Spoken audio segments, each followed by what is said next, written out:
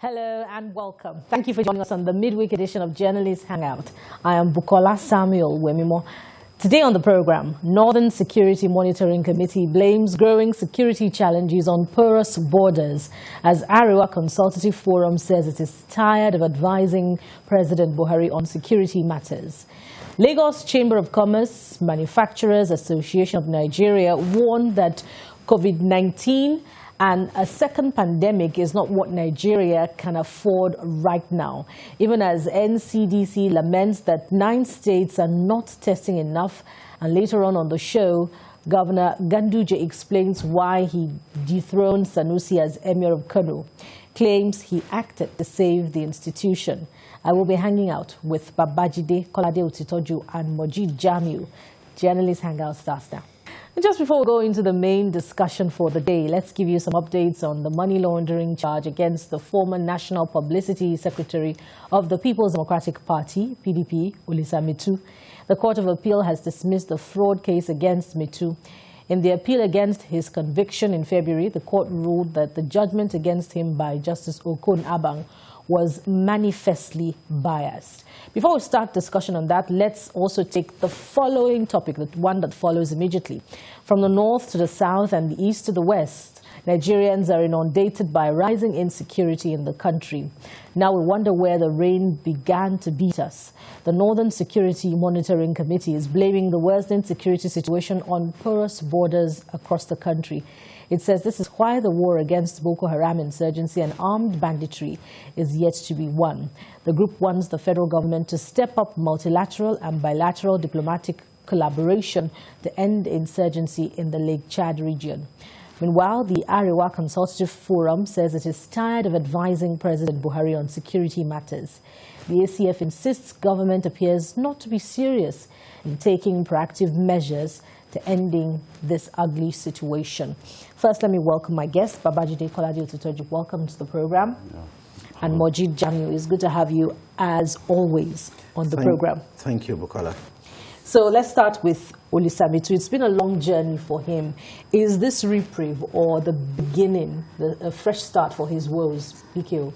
Well, it depends on the fidelity of the case that the EFCC has against him.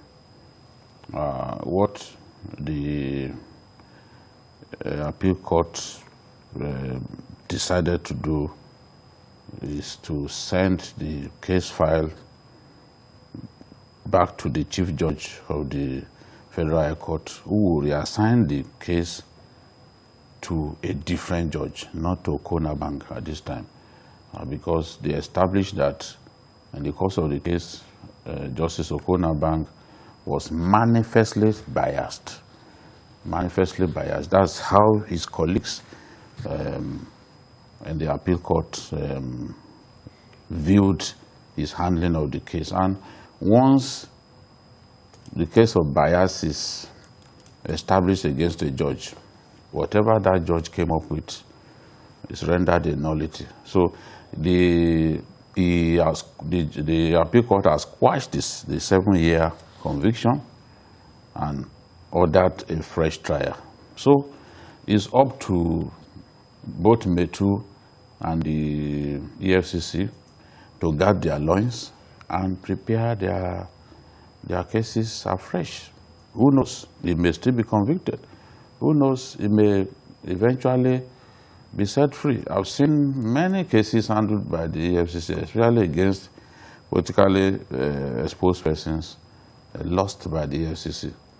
I remember the former Labour Minister. In fact, the judges were so abusive of the EFCC. They abused the EFCC thoroughly and then let the person on trial go. I also remember the case of the former principal secretary to President Obasanjo, that's Steve Oronsai. Clearly, the EFCC did not have a watertight case against him, and that encouraged his lawyer to file for a no-case submission. And the no-case submission succeeded, and the man was discharged. So if you truly want to win the war against corruption, you must work hard, bring watertight case against these politicians, against these people who are capable of hiring the best lawyers in town. So if you cannot prove your case, the judges are not going to give you judgment. As the CJN once said, prosecution is like building a house. You start from the foundation, and the foundation has to be rock solid. If it's not rock solid, the house will crumble. So you don't expect the judges to do your work for you. You must do a thorough job. There are many people. That's why these days when they say, "Oh, that one is a thief," I don't jump on the bandwagon. I always want to give people that benefit of the doubt, because I've seen many people who are accused of theft who walked away after the judges found that there was no watertight case against them. So this is a classic case of a judge, by his own indiscretion, messing up a case. And it's not the first time. It's not the first time. For the particular judge now? For this particular judge. There was also the case of the current Abia State governor that he handled. And the appellate judge thoroughly abused Okona Bank in her judgment. So this is not the first time that we are seeing this kind of thing. MJ, do you agree with Babajide? And particularly, I want you to speak to the case. Do you agree that Justice Okona Bank was manifestly biased? Well, like those in the legal profession will say, they say facts speak for itself. When you see a case like this on February 25, 2020, Justice Okona Bank sentenced Lisa Metu to 7 years imprisonment over the allegation of having taken 400 million naira from the office of the National Security Advisor then under the Jonathan regime. I mean, we all followed procedures, and we went to the appellate court to challenge that decision. And the appellate court, came out to say that Justice Abang was biased. I think this is not, like Jide said, this is not the first time. I mean, when things like this keep happening, if it happens a first time, you say it's happenstance. If it happens a second time, you say it's a coincidence. But this is more than a coincidence now. It's becoming like an enemy action. In war, you say if something happens first time, second time, the third time, you say it's enemy action. A pattern is being set by this particular judge, and I think the NJC should look at it. The appeal court judge, the appeal court justices led by Justice Stephen Ada was very specific. They said, take the case file back to the chief judge of the High Court or the Federal High Court and reassign to another judge apart from Justice Abang. And with most EFCC cases, there is a special offences tribunal where most of these cases are handled. That's why you see the recurring name of Justice Abang and some other justices in several other judiciary divisions where we have EFCC cases. You see, it goes to particular judges because EFCC cases are special cases being handled by some judges. So I think the EFCC too should try and get watertight defense counsels to be able to prove their case. They called the case of Body Judge too. It was an EFCC case. He was sentenced at the lower level at the appellate court. I think he was freed after, I think he must have finished serving his term before the appellate court freed him then. So at the Supreme Court. So some of these cases, I was in court recently, as an observer in a case involving the EFCC, and it was quite evident that the EFCC was lousy in its presentation of its case. Very lousy. So, and that has been a recurring decimal. You see some cases. That's why people say EFCC oftentimes what they do is media trial, because they celebrate, a particular matter, arrest or investigation. They have concluded the trial in the media even before getting to court. When you get to court, you see that the evidence will fall flat. So I think they should get their acts together. It's like a fresh trial that is being ordered here, and I think it's a leaf for to start all over again. It's another test as well for the FCC. So whichever way it goes, it will be clear if it's a victory or defeat for the anti-corruption war. Now let's go to our second and equally important topic. The Northern Security Monitoring Committee is blaming the worsening security situation on porous borders. And we said much about this, during the program, yesterday's edition of Journalists Hangout. Babajide Otutoju is the security monitoring group from the north saying anything new on this matter? No, these are things that we have talked about in the past, which we called on the government to do its best to work on. The northern borders, especially with Niger Republic, we share border with Niger Republic in not less than 6 states, beginning from Kebbi in the northwest, right up to Yobe State in the northeast. We share border with Niger Republic. Our border with Chad, for example, is not an extensive one. It's just around the Lake Chad, so it's very short. But with Niger Republic, we have extensive borders stretching for up to 1,500 kilometers from Kebbi State. We have Jigawa in the Megatari area, sharing border with Niger Republic. We have Sokoto, we have Katsina, we have Yobe, we have Borno State, we have Kebbi. We have all of those states sharing border with Niger. This is where weapons come into our country. And the big tragedy of this whole thing is that the areas in which we have these porous borders, we are unable to protect those areas. Take Borno North, for example. Borno North is largely ungoverned. This is the area where Boko Haram enjoys some preeminence. For example, you look at Manguno local government, which is the last local government, the last Nigerian local government, to the border. You see that it's just Manguno itself, that town, that is safe. Every other community outside of Manguno, nobody even lives in them. You dare not. So, and it's a border community.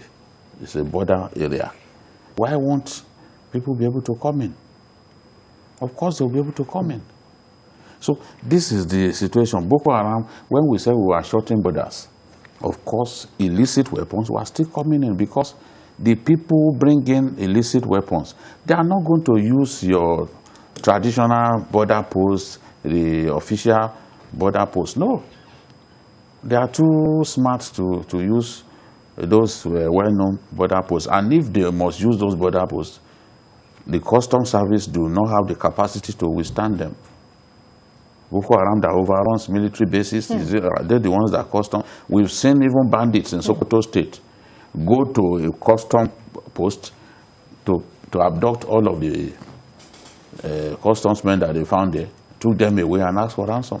So if these guys will even come in, the customs men do not have the firepower to stop them. Because a lot of the communities along that route, they've literally owned those communities. And if you put troops there, they will attack the troops consistently until that military post is closed.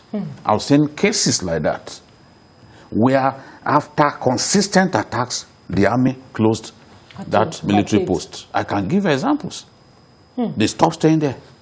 There are places like that in Borno North especially, where when the military is faced with high volume of violence from the enemy, consistently we are recording deaths, they will close that place. It's even one of the reasons why the idea of the super camp was consummated, whereby we now move troops from some smaller units and put them in one unit, and we call the super camp, to be so that we can avail ourselves of the weapons and the different military units, smaller military units, to form something big. But that has turned the army into a defensive force rather than an attacking force. Yes, because a lot of the areas that they should occupy, they've given up. Dislodged. They've given up and now stay in a place waiting for the enemy to attack, and then they will respond. With that attitude, you can never win the war against terror. And I've suggested that let our people even read about how terrorists were defeated in other countries. I've mentioned countries where terrorism had been defeated. What was the strategy deployed? What kind of weapons were used?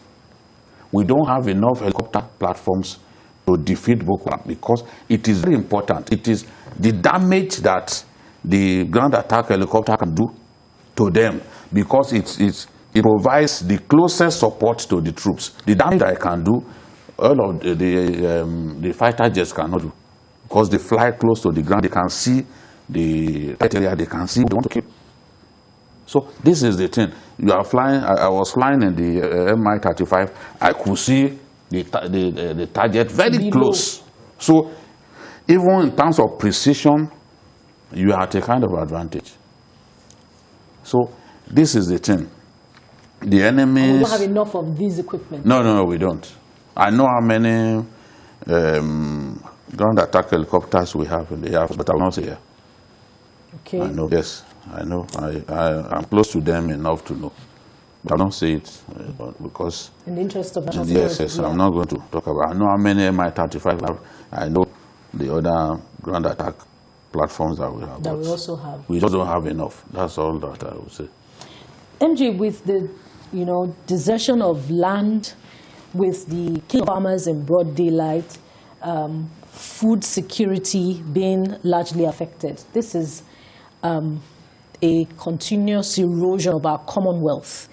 And 2 days ago, Lekoshat was talking about the need for a Marshall Plan for the North. I want you to speak in that regard, particularly to northern governors. What direction should we point them to in terms of securing and manning the borders in the north?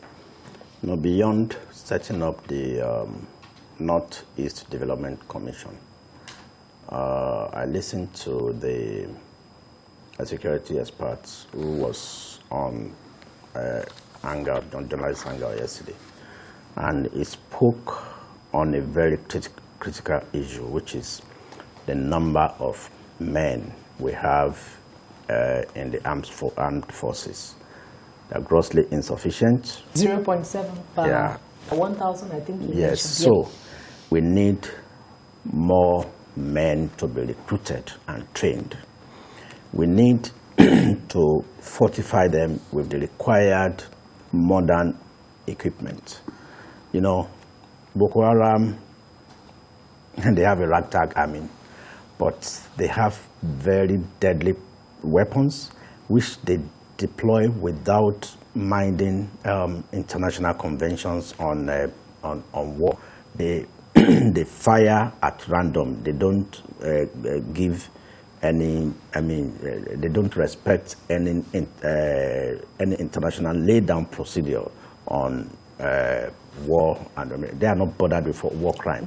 Rules of engagement. Yeah, rules of engagement. Yeah, that's the word. They are not bothered. So, with that kind of characters that we are facing, we need a strategy that we can deploy, not a strategy of wait and see. I mean, not a defensive strategy like Jide said.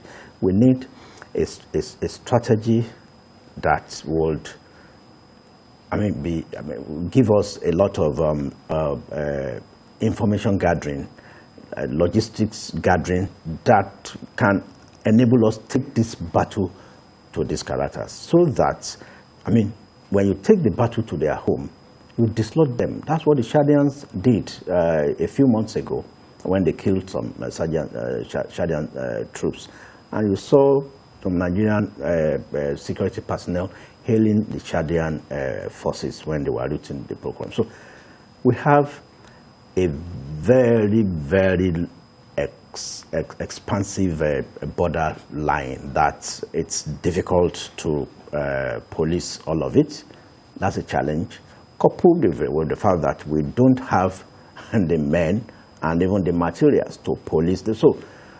And the kind of huge camps that we are now setting up now gives these characters, the insurgents, that free reign over a lot of areas where we had hitherto some small camps or checkpoints that were mounted. It was easily they overrun most of our military men or even ambush them. So that's why to reduce the ambush.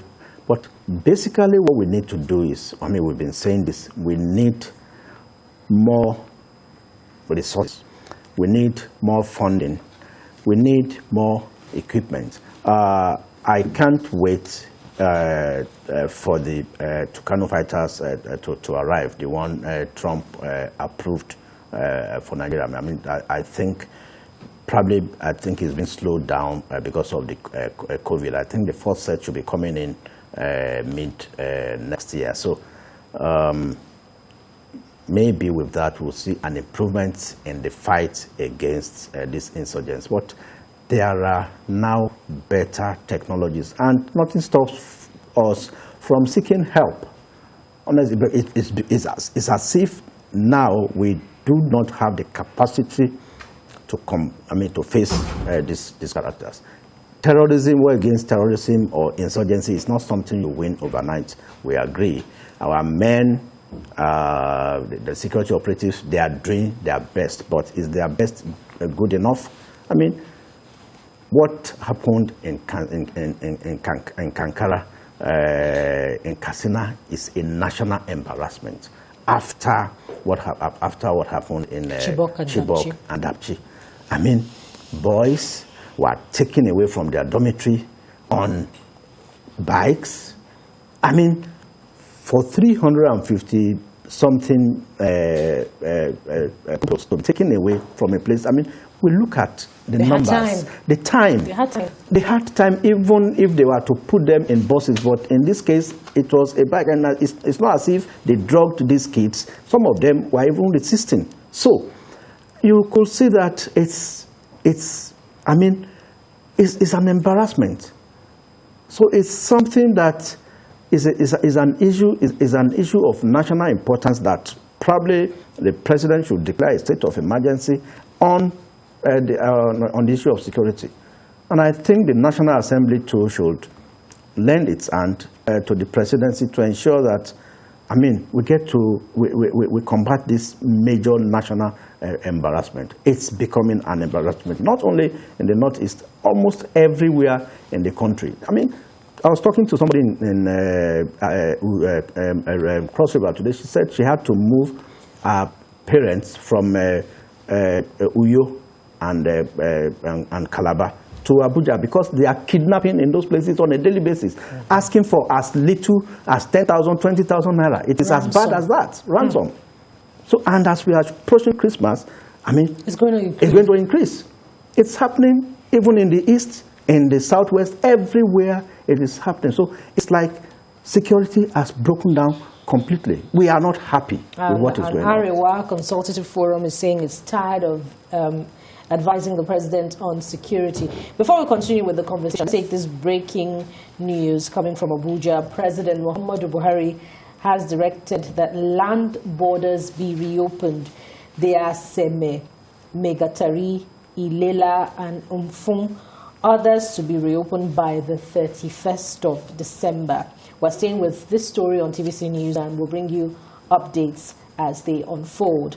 I'll take that again. President Buhari directs that land borders be reopened. There are Seme Ilela, Megatari, and Umfung. Others will be reopened by the 31st of December. Now, also yesterday, BK, we were talking about a review of the activities, the work of the MNJTF, and the Security Monitoring Group is speaking in the same vein today, asking for collaboration and bilateral diplomatic collaboration between countries in the Lake Chad Basin. We'll continue with that discussion after this break. Stay with Journalist Hangout. We'll be right back. You're watching Journalist Hangout on TVC News, and for today we're looking at insecurity across particularly the northern part of Nigeria. For 3 days running, that's been our prime topic, and for good reason too. The killing of Nigerians in the north, in Niger Republic. We know there were 50 Nigerian refugees killed, the kidnap of over 300 students in Kankara local government of Katsina State. So today, Northern Security Monitoring Group is speaking and blaming the insecurity situation in the north on porous borders. That's where we're headed, or continuing from, as I thank my guests for holding on, BKO and Mojid Jamiu. BKO, what form should bilateral, multilateral, and diplomatic collaboration with countries in the Lake Chad Basin take in order to solve the immediate problem of porous borders and the ultimate one of insurgency?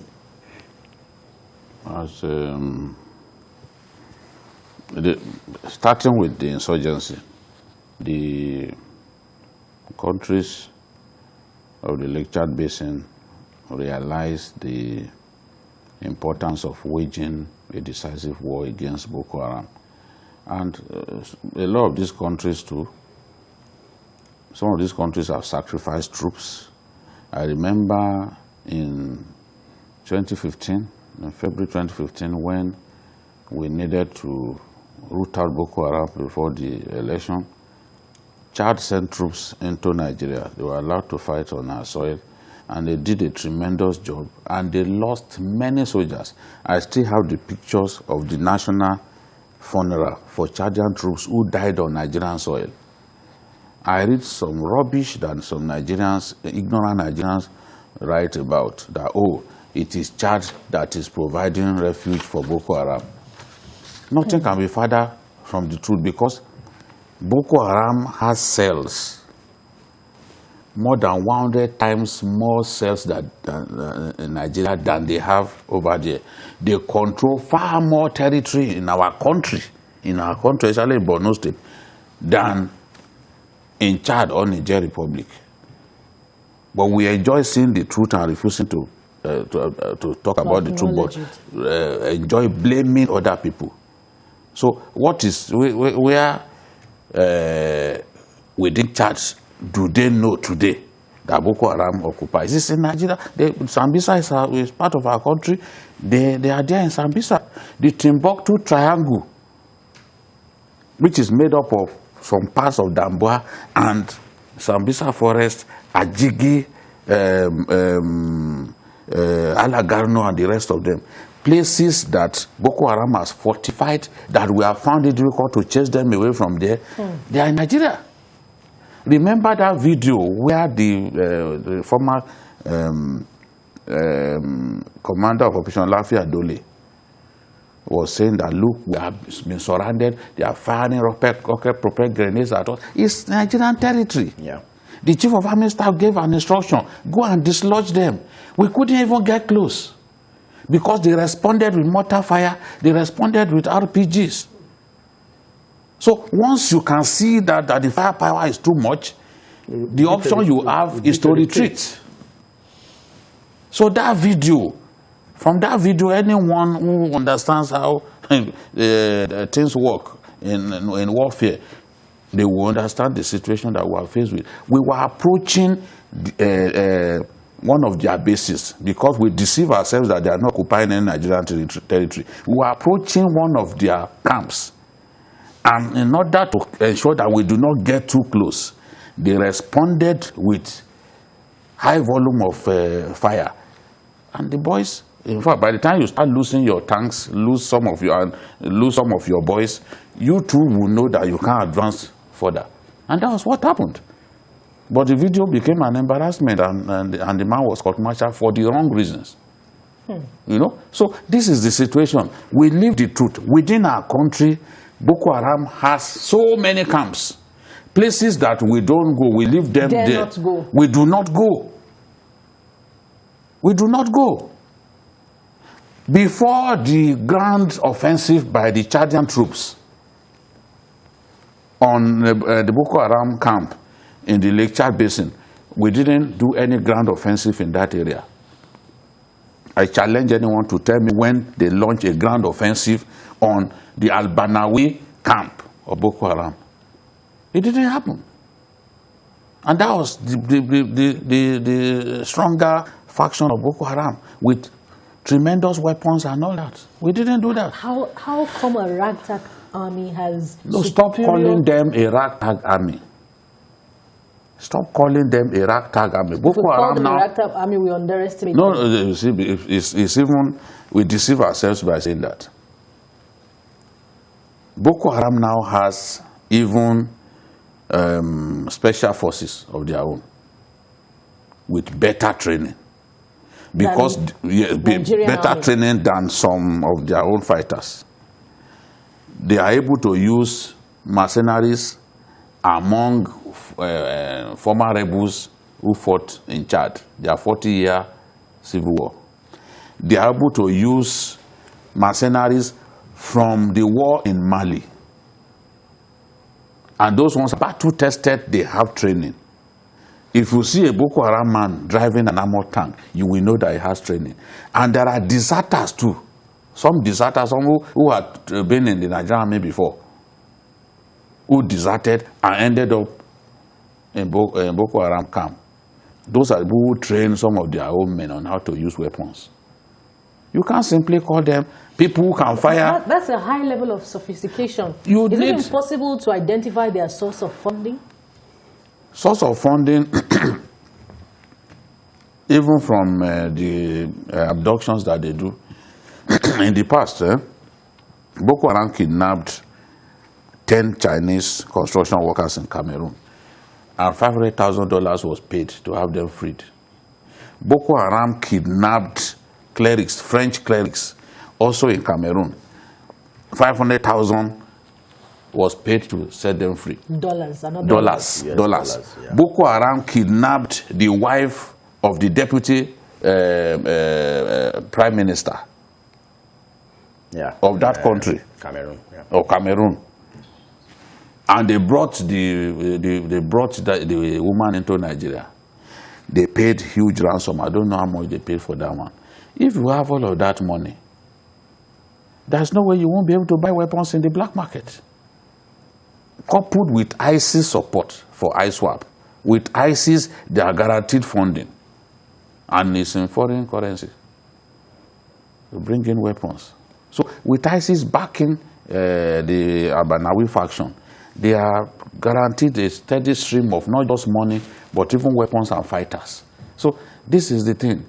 When our president took office in 2015, he traveled to Chad because the headquarters of the multinational joint task forces in N'Djamena. But the agreement is that the commander will always be a Nigerian. So the overall commander is a Nigerian. The president went there to try to cement a better relationship. But the truth is, countries of the Lake Chad Basin do not contribute enough troops. There was even a time that Nigeria also was accused of not contributing enough troops to this multinational joint task force. That was during Jonathan's era. So the issue of commitment, the commitment is not total, it's not enough. That is what we should be working on. Get everyone on board, get everyone committed. There's a lot of distrust. Of course, the countries that surround us are French colonies. So there has always been that distrust there. Once we are able to get these people to trust us a lot more. This problem will become a thing of the past, because I believe that if all the countries fight in concerted manner, Boko Haram will become a thing of the past. Indeed, it's not a fight for supremacy, but a fight against the common enemy. Good evening, Femi from Lagos. Yes, good evening, Femi. Yeah. You're on. Go ahead with your contribution. Problem are solved nowadays with technology. I see that our government, from the way they are handling it, I can tell you that the time I got disappointed with the military is when you cannot even move civilians from Maiduguri to Jambua successfully. I doubt their capability to pursue this war. Number two, when we were ordering for Kano, we knew quite well that it's going to take some maybe 2 or 3 or 4 years. Don't we could have asked the United States government, please assist us with the ones that you have available, even if it means that we have to pay. Number three, the satellite coverage of that place. We have some friendly countries that have this technology that can help us. Are we asking for it? Because then number four, reaction to emergency in Nigeria is very poor. Very poor, very late. Our troops are getting killed because the top echelon of our military are not reacting promptly. For example, if you will see, they say our troops used to run away from this Boko Haram. But when you are a platoon commander and you are in distress and you radio your field command, you anticipate that within certain period they will assist you. In Nigeria, go and ask them. That thing is not there. Then when they face that type of situation, what else do? They will drop back. So those are major things that we just have to reconsider. Satellite coverage of all these areas,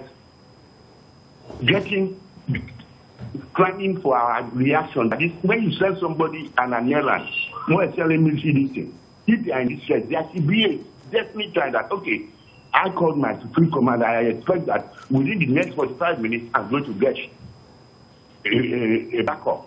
Within 2 days, I'm going to get a backup. Nothing like that is in our military. Thank you very much. Thank you very much, Femi, for your contribution. Your points have been noted. He said something that I found interesting. And the Sultan also said something like that. Why has it been difficult for us to occupy the Lake Chad area? At least the Nigerian part of Lake Chad. Yeah. Because Chad chased Boko Haram away from their own part. Why can't we occupy the Nigerian part? So the Sultan said, look, when he was a lieutenant, he was the officer in charge of that area, that we should go and occupy the area.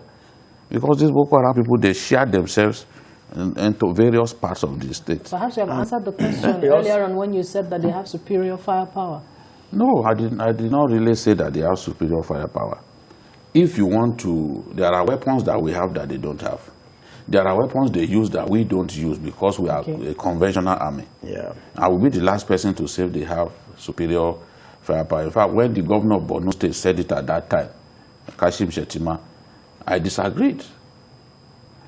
A fighting force without an air force, how can I readily agree? Even the best weapons that they have were stolen from our troops. So how can I readily agree that they have superior firepower? No. They don't have air power. The truth is, when you want to go and dislodge them from an area, maybe you are taking troops, about 500 troops to the place. You don't know how many troops they have there. They are ready to defend that territory with all of the weapons at their disposal. So I said superior, they responded with superior volume of violence. Mortar rounds, RPGs, firing in that direction. And when you started losing your vehicles, lost more than 30 tires, they knew that they could not advance. Not that they have more weapons than us. No, that's not the point, but they have weapons. And from what the last caller, Femi, just said, you can see that from the way he's talking, he knows what he's talking about. He's talking as probably a retired officer. It's possible.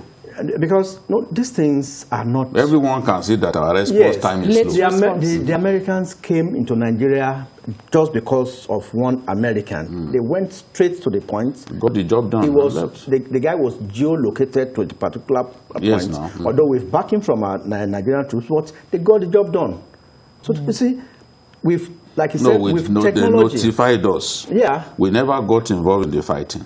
Yes, but they notified us because out of respect. Yeah. If you are, it's another country now, so you have to let them know that we are coming to our territory. Everything that they needed to finish those people, including backup in the air, they provided themselves. But they had to. We never got involved in the fighting. We just stood aside and watched.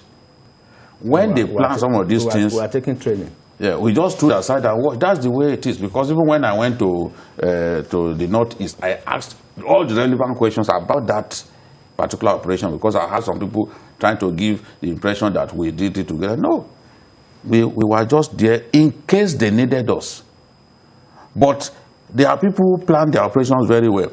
They had backup, mid-air, airborne backup, so that in case those ones were not enough, they would drop them. Yeah. As paratroopers, they will drop them and they will get the job done. So this is the thing. I was also told that even the Americans provided the location of the camp of Boko Haram for Idris Deby. That's why they went straight, their armory, they went straight to where it was and got the place destroyed. So if Nigeria has the capacity to go to our own portion of Lake Chad Basin as the Sultan of Sokoto has directed, MJ, why do you think the Nigerian army is not thinking in that direction or has not launched an offensive that is required to address that particular area?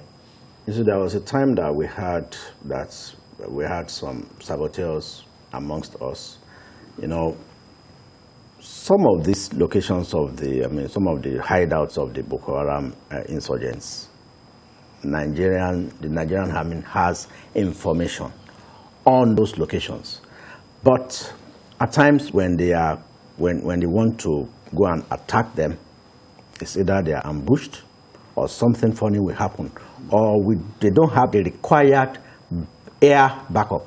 You know, if we know these locations, you can't just advance without first having air surveillance. Air cover. You must have air cover.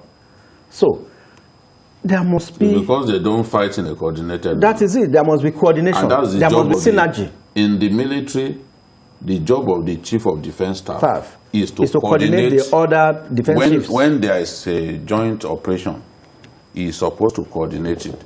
But you find the army going on this operation separately, the Air Force doing their own separately. There is no synergy. If the synergy was enough, they are supposed to, once the soldiers are going on a grand offensive, you should have air cover. They are going together. That's the way it should be. No synergy.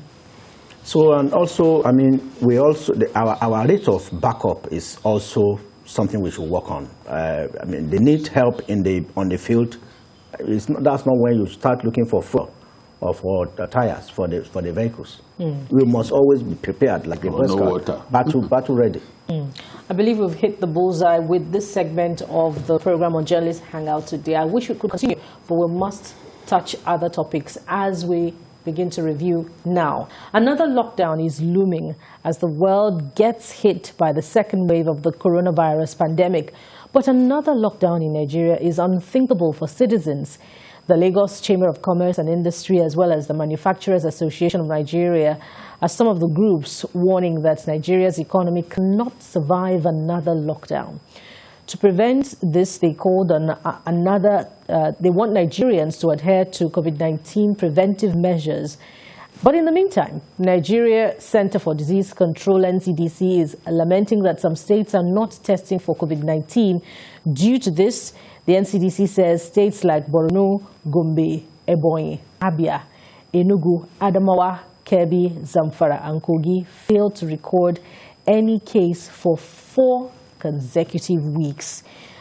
We can't talk about COVID-19 pandemic without talking about testing. Now, some of the reasons adduced to low testing are said to range from poor demand to limited access. BKO, what are your thoughts on this? Maybe they are just being economical with the truth. The truth is, many states are just not concerned. This is highly capital intensive. So many states are just backing out of testing so that they can free some funds for development of their states. It's the main reason some of those governors are dodging this responsibility. Because the moment someone becomes, someone is positive, for example, and is sent to the government-run isolation center, you become literally the property of government. They will feed you throughout that period, and even the cost of testing will be borne by government.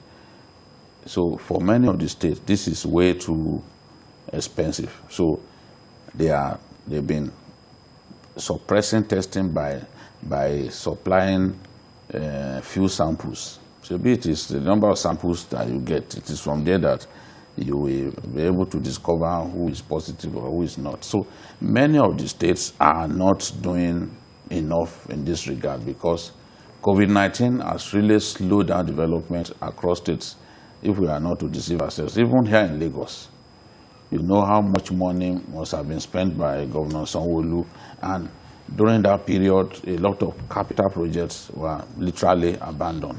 So many of these states, although they will not say it, but it's the main reason. Because I had the Kogi governor saying at the point when the president was trying to bolster the Nigerian economy, then we are having this problem. So, frankly, he thinks that, the COVID-19 has come to destroy the economy because the issue of production, consumption will be affected and all that. So, for a lot of them, they just think if we do not test at random, there will not be many people who are infected. And if there are not many people officially found to be infected, then the burden on us will be reduced. That is the main reason. And a lot of the doctors too in states where testing had been regularly suppressed. This is their explanation, because once from the structure, it is the head commissioner who officially even agree that yes, this person, if you go to an hospital, for example, and you suspect that the doctors suspect that someone is a carrier of the virus, they will invite the state and the health commissioner. The health commissioner has the final say. So if they had given NCDC more powers, for example, and taken away the control of the states on this matter, I'm sure that we will have more cases and we will be able to respond a lot better to this. That's why the NCDC is always appealing to states.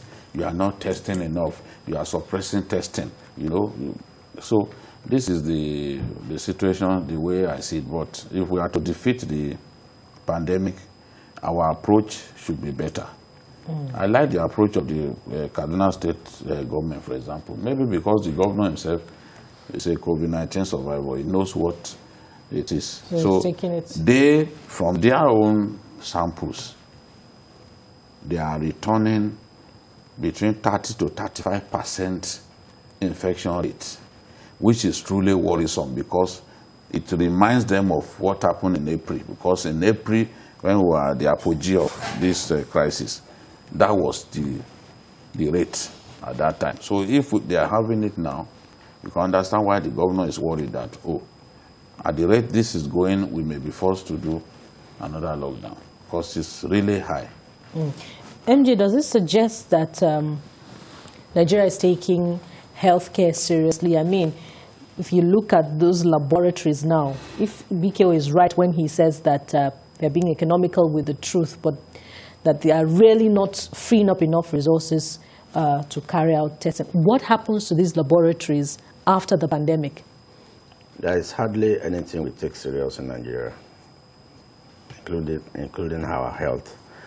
Figures from the NCDC yesterday showed that we had 758 cases, with 305 in Abuja, 152 in Lagos, and like Jide said, to justify that it's actually rising in Kaduna, 103 in Kaduna. I mean, just 3 states accounting for about more than 50%, or maybe about 60% of the total number of cases in the country, as in FCT, Lagos, and Kaduna. So when you look at that, it shows you that, I mean, we have let off our guards. I mean, I watched some religious programs in the last 1 week. I mean, both Islam and Christianity. It suggests that we are not serious in this country, honestly. We've, you see, the second wave is here with us, whether we like it or not. And with the Yuletide coming, the chances are that this will increase, and the results of those mass gatherings at those religious places of worship in the last 1 week will manifest in another 2 weeks. And I see these figures growing. So going even higher. Higher. But the fact is that economically, we cannot afford another lockdown. That's what the LCCI and the Manufacturers Association of Nigeria, MAN, and even NECA, that's what they are saying, the Nigerian Employers Consultative Assembly. We can't afford another lockdown. One, like Yorubas will say, or that people will say, is we individually must borrow ourselves brains. Agbodo Yarawani brain. You know, because if we have another lockdown, we are already in recession. When do we come out of it? I mean, manufacturing job is already at a low ebb. Okay, hold the thought there. You're still on to Journalist Hangout on TVC News. We're signing off the program on our sister station now, TVC Entertainment, but we continue with broadcast of this program on TVC News, so stay with us. Go ahead, MJ. Like Kenya just ordered for 24 million units of the vaccine.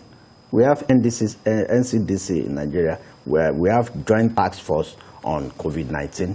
We have not had that. We have made any order. And it's not when you order that it will come. Trump issued an executive order that Americans must first be fully vaccinated before they can make provision for others, even when Pfizer already took order from some people. So he made that executive order. I mean that Americans must first be fully vaccinated, up to about 90%. They have about 380 million people. So we have not even made that order. Kenya, I mean, it's also an African country. They have made an order. So, like Jide said, the government is trying to dodge its responsibility. So what are we going to benefit from government?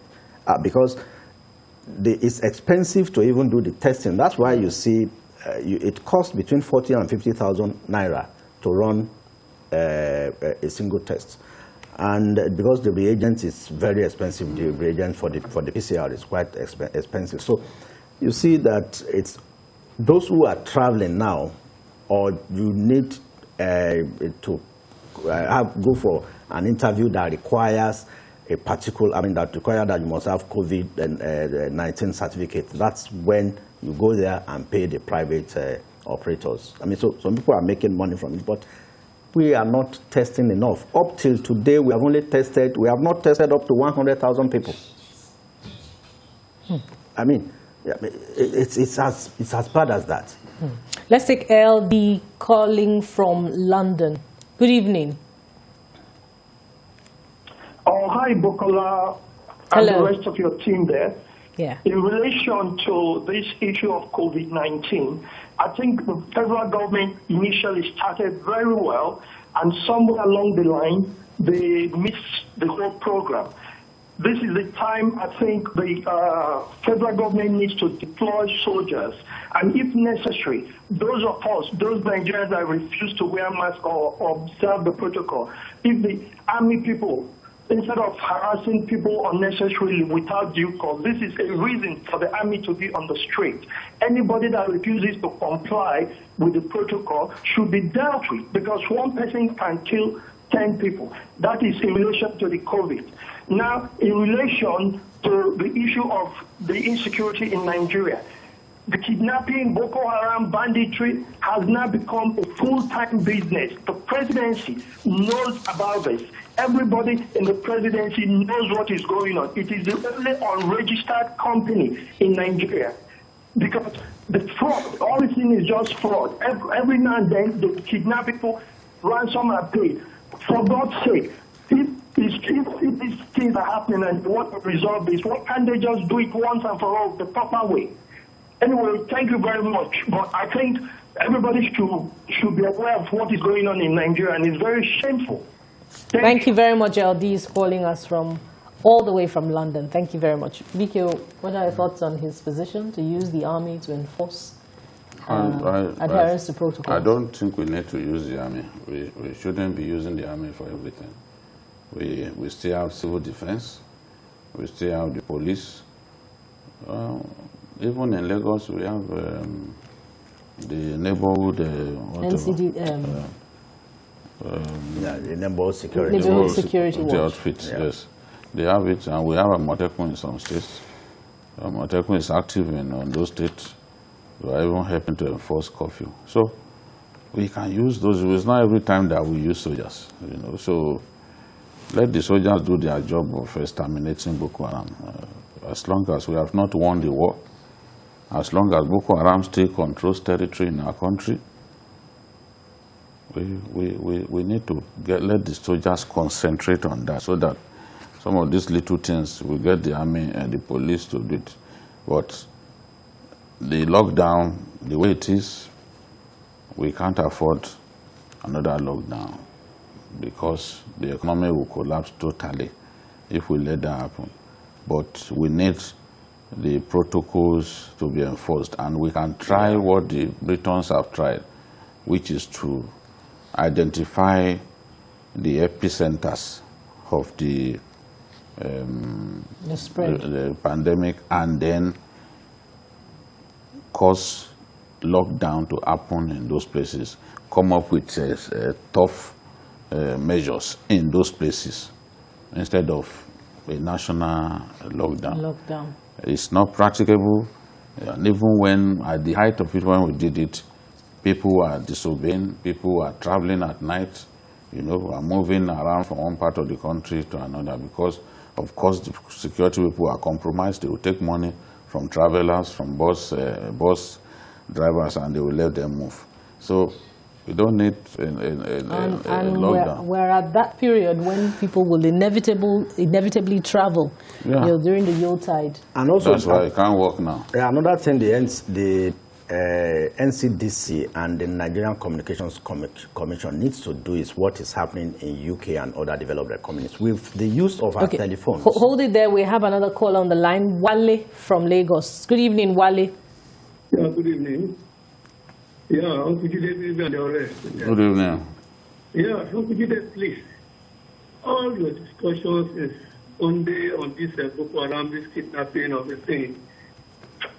My question is, doesn't mean the force service chief, is that not plan? Is that not same? Because it's disgusting. Human beings being kidnapped, how many bikes were taken to take these children away? Then it can be anybody tomorrow. What our legislators doing? Can they sacrifice their salary? If that needs be, to go try the record, to buy the equipment needed, and to equip and take care of this military. Let them do it once and for all. Please, you are close to these people. Please, kindly get there. Yeah, thank you, Wale. That's a passionate appeal there. Majid, hold the thought there. I'd like BKO to respond to this. If we are to equip our armed forces sufficiently, It is not a 1 year or 2 year or 3 year plan. No. That's why I'm not surprised today that even some of the soldiers are saying that they don't have weapons. Because it's not what you can simply buy after a few years. It has to be a consistent, effort. Nations with big armies, even in Africa, the nations with big armies, nations like Egypt, which is one of the strongest in the Arab world, Algeria, very strong, very large army. If you see the weapons that they have, don't even compare us to them. Just take a look, even using Google, just ask yourself, how many fighter jets do the Algerians have, or do the Egyptians have? Some of the best fighter jets that the Americans have, including the F-16s, the Egyptians have, because they are allies of the U.S. in the Middle East. So they've always supported them. Remember the Camp David Accord? They are friends to Israel. They even lost a president because of that accord. So America has always provided weapons for them. Their army is strong, is large, they have weapons. And it's the same way that France has consistently built the Chadian army now. They have greater capacity now than before. So it's not something that you do in a few years. No, the investment in weapons has to be consistent, maybe over a period of 20 years. Yes. Even Eritrea, small Eritrea that used to fight Ethiopia the other day, or even Ethiopia has weapons because over the years they had been involved in war. And the whole Soviet Union was supplying, during Mengistu era, they were supplying Ethiopia with weapons. It's not what you just do in a few years. I pity the Nigerian army because they don't have sufficient weapons. This is not something to play politics about. They don't have sufficient weapons. The generals, if not in public, they will say it. If we are to talk one-on-one, they will say it. This is the situation. And if we don't have enough weapons, you can't win a war like the wars that we're involved in. True. You can't. You need enough enough helicopter gunship, you need enough armored tanks, you need the weapons that are useful. Look at armored tanks, for example, in the whole of the north, they will be useful because the earth is hard, so they can move freely. When you come down south, because of our forest and rainforest and all that, they may not be that useful, but in a lot of the north, those armored tanks, if you can bring them in sufficiently, they'll be very useful. If it is investment required to span a period of time, the time to start now is now. Majid, go ahead with your thoughts on COVID. I was saying that the NCDC and the National Communications Commission, the NCC, should come together rather than be harassing Nigerians to go and start with NIN numbers for SIM registration again. There are some applications on most phones now that has been built in to respond to those who are asymptomatic to COVID, so that you have that application on your phone, you just activate it. If you are moving close to anybody who is negative or who has who is negative of COVID or is asymptomatic, it will send a signal to the network centers. That's what they are using in UK and in Europe. So you can take to your heels. Yeah, you can. So when I'm getting close to Babajide, if he has it, that's why I'm far away from you. Because you travel a lot. So honestly, I think the NCDC and the NCC should look into that, because they popped up on my phone a week ago, but it said it's not available in Nigeria. So we need to do that, so that to give us more education and awareness on COVID-19, and it will enable us to keep safe while maintaining all the COVID-19 protocols. And in that direction, as we coast home on this topic, the NCDC can partner with the National Association of Telecoms Operators. I think they have a know-how on how to deploy that knowledge. As we coast home on the program now, we move to our last topic. It is revelation time in Kano State regarding events that led to the enthronement and subsequent dethronement of Muhammadu Sanusi II as the Emir of Kano. The state governor, Abdullahi Ganduje, has explained that he dethroned Sanusi as Emir of Kano to save the emirate and the traditional institution from abuse. Governor Ganduje also said he dethroned Emir Sanusi. The dethroned Emir Sanusi now was not the best man for the throne at the time. He was appointed in June 2014. He said Sanusi was appointed to spite former President Goodluck Jonathan. He was removed as the governor of the Central Bank of Nigeria, CBN, in April 2014. I know this is an interesting topic that we can chew on. BK, what are your immediate thoughts? Well, he said a few things that were not new, that are true, but he also left a number of things unsaid.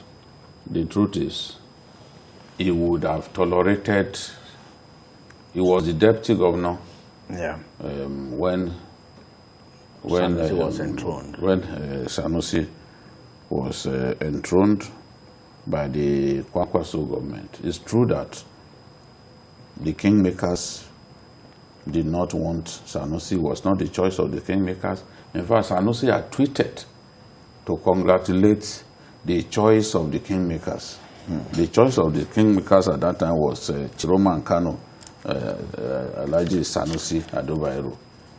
But some persons who had the ears of the governor of Kano State at that time, Kwankwaso, appealed to him to reverse the decision of the kingmakers or to topple the decision of the kingmakers. And Kwankwaso went ahead to do that. He was not even in town, but he got his then secretary to the state government to announce that the former CBN governor had been made the Emir. And when this happened, Kano people took to the streets, they demonstrated, and Sanusi could not enter the palace for no less than 2 weeks because the access roads to the palace were blocked, and the people showed their anger. So, yes, it was not the choice, but in saying that it was not the best, I wouldn't know who was the best. But it's true that it was not the choice of the people. But the governor failed to add that Sanusi continually disrespected him, and that was what pushed him to take the action that he took. It wasn't, if he had continued to respect the governor, because the governor was showing respect to him. There were occasions when Emir Sanusi would come to government house, and the Emir would walk him straight to his car. There were occasions when the Emir would want to come to government house, and the governor would say, "No, let me come instead." But the moment Sanusi went to Kaduna to address a meeting of northern governors, and he was abusing his own governor there and accusing him of floating white elephant projects, of going to stay in China for weeks, when in actual fact the man stayed in China for 3 days. You know, then he felt this respect was becoming too much, and he needed to just put him in his place. Remember that initially when he began to show Sanusi who was the boss, and the idea of probing Sanusi began, people like the rich man, Dangote, even IBB, and the VP waded in. And the House of Assembly was told to stop that probe. You know, they were probing him, even up to the money he spends on phone calls and all that. So, but because in his view, the man continued to disrespect him, he then felt that yes, it's about time that I showed this man who was in charge. Remember, Kwankwaso too was not really close to the family of the late Emir. So this must have played a part in getting that decision reversed. But I believe that to an extent, some APC members intervened. Yes, and said, look, this person is the better person. Why don't you give it to Sanusi? And you talked about the issue of the money, the $49 billion. Dollars, yeah. No, Sanusi first claimed 49 billion, but when he met Okonjo Iweala eyebrow to eyeball, the amount was revised to 20 billion. Yeah. And even that 20 billion, the PricewaterhouseCoopers auditors said that it was only 1.5 or so that they could not account for. So clearly, the then CBN governor lied in saying that 49 billion and then 20 billion was missing. But it was politics, and that's the way it is. MJ, the Emir Sanusi cannot be forgotten in a hurry. His disagreements or rivalry with the governor regardless, what are the most profound things that you recall, particularly, his outspokenness that you'd want to talk about? Yeah, Sanusi is somebody who speaks truth to power, and he surprised, when he was still CBN governor, I could recall, he surprised everybody one day by going to office on a Friday in a full regalia of a prince. He only stopped short of riding a horse into his office then as CBN governor. But you can't take it away from him. It tells whoever cares to know that he's a blue blood, and that is royal, and that is going to assume that throne, is going to attain that throne, which of course he did. But you see, he didn't manage his temperament. Very brilliant person, but you must employ some diplomacy. In Nigeria, it's only in UK where you have the queen, that the queen can never go wrong. Nobody can remove the queen. But in Nigeria, kings could be removed. They are civil servants. Because they are civil servants. They take salaries from the states. They report to the governor. They report to the governor. So it's not only the oracle that enthrones kings in Nigeria. Whatever the oracle says, the local government, it's even though they have under the local government, the local government must ratify.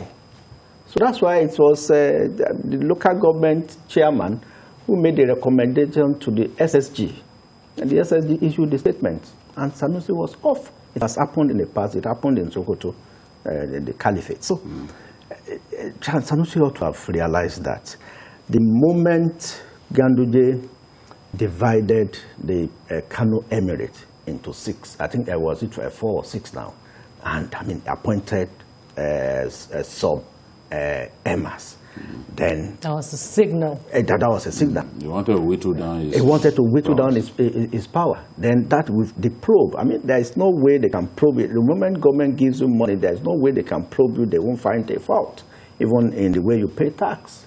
So that's why the traditional institution in Nigeria, it's not fully traditional as it is. They are like you said, they are like civil servants in the palace. So you must play to the tenets, except in very few cases, like the Akaribu of Remo. You see, he often talks, but when he speaks, you see that it carries so much power. Or the Alaafin of Oyo. We still have some of them like that. And even those ones respect themselves. And that's what I'm saying. If you make a habit of abusing governors and you are a traditional ruler, they will come for you. And we've seen even during the UPN era, Obas were deposed now. Yeah. Olowo was deposed during the, I think, action Action Congress. More importantly, what lesson can we learn from this? If we go back in time, traditional institutions, they held, they were that revered office in the land. Traditional rulers now. They should stay away from politics. But it's also difficult to see politicians also harass them. The politicians harass them, but they should be diplomatic. Even if you want to play that politics, you must know the limits. I mean, if you look at what the Awujale has done. Like when Jonathan went to him, he said, well, it is my subjects who determine. Yeah. I cannot determine whether you win here or not. It is up to the people to vote for you. He tried to stay in the middle. That is a traditional ruler who had also learned his lessons. Yeah. Because probably if the former governor of, if the Buhari coup had not happened on December 31, 1983, maybe he would have been deposed because he was not on good terms with the then civilian governor of the state. Yeah. But after that, he acquitted himself very well. Even under a military administration, he stayed in the middle. Remember when they were bringing them to come and watch videos? The Awujale was a real pride of the Yoruba race because even in the face of intimidation, he remained apolitical. Yeah. He refused to support one side. That's the way it should be. But then you cannot be as outspoken as Sanusi and expect to get away with it. If you want to be outspoken, you want to comment on every national issue, you want to blame politicians, then don't contest for the stool of the Emir. Of the Emir. Remain the critic that you are, the fearsome critic that you are. The moment you become an Emir, they expect that you will be under them. And when you go to a place and where other governors were, and you are attacking your own governor, you disgraced him before other governors. And in doing that, you did not get your first right. Yeah. And you didn't stop at that. You still continued to show disrespect to him. Of course, we knew that one day will be deposed. And I remember warning that, look, they will depose you and nothing will happen. In this country, a sultan was deposed. Nothing happened. They deposed him and drove him furiously from Kano to Mina. From Sokoto, the Emir of the Sultan of Sokoto. They drove him furiously and taking him all the way to Nasarawa at that time. The Emir of Ganduje too, Mustafa Jokolo, was deposed by even a civilian governor of Kebbi State, Adamu Alero. So people get deposed, emirs get deposed. So if you are talking and constantly finding someone's trouble, it will depose you, and the people that you think will rise in a way to defend you, you'll be surprised that they won't talk. In any case, knowing that you are not even the choice of the kingmakers, even your oath of office, or what's it called?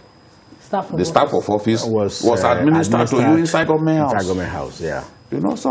Those should have taught him some lessons. I'm sure that lessons have been learned, but no matter how we feel about Jonathan, I don't think the governor of Kano needs to be going over this matter anymore. You've removed him.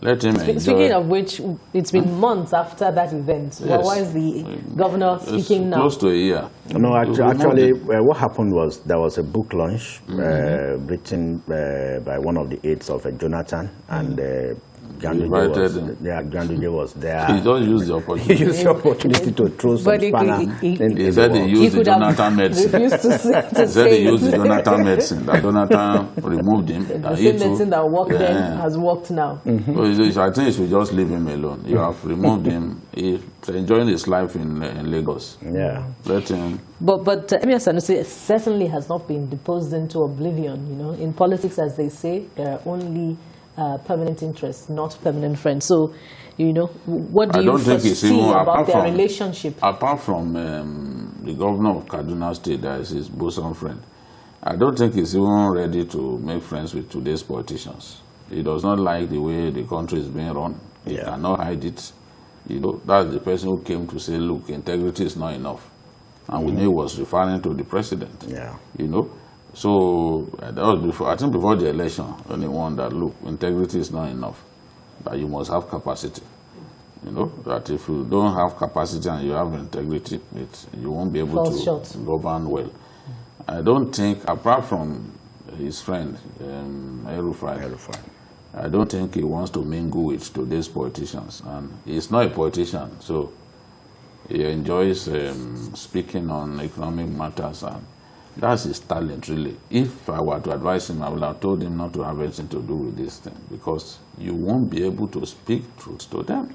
I remember once when he said, you can come and take my turban. At that time, I knew that they will indeed take that turban. So it's royalty, and he ought to have allowed that royalty to really calm him down a bit. I mean, it's somebody that is very, very restless. I mean, that it's like he has that abundance of brain, I mean, intelligent quotient, knowledge, which he wants to push out all the time, but that sort of put him in trouble in certain cases. So I think it's a lesson to all of us that, I mean, when you are dealing with when you are an Emir, they don't even want you to talk. That is that thing that is used to cover their mouth. It's the former Emir, the late Emir, you hardly saw him talking. And if he would talk, he would not speak English. He will speak Hausa and get someone to interpret. Even when his friend, the Reverend Jesse Jackson, came to Kano, I was there. He refused to speak English in public. He got someone to interpret. You have that thing covering their mouth. So they don't want you to talk. But it's like Sanusi's own was constantly put on his chin. He talked every time that felt like refusal to adhere to a COVID-19 protocol. So many lessons to learn today on the program. A decision that you take in the immediate past can come to haunt you in the future. That's our package on the program today. Don't forget to join us again tomorrow for another edition. You can also watch the repeat broadcast of tonight's edition at 11. We're on YouTube at youtube.com/TVC News Nigeria. Bye for now, and God bless Nigeria.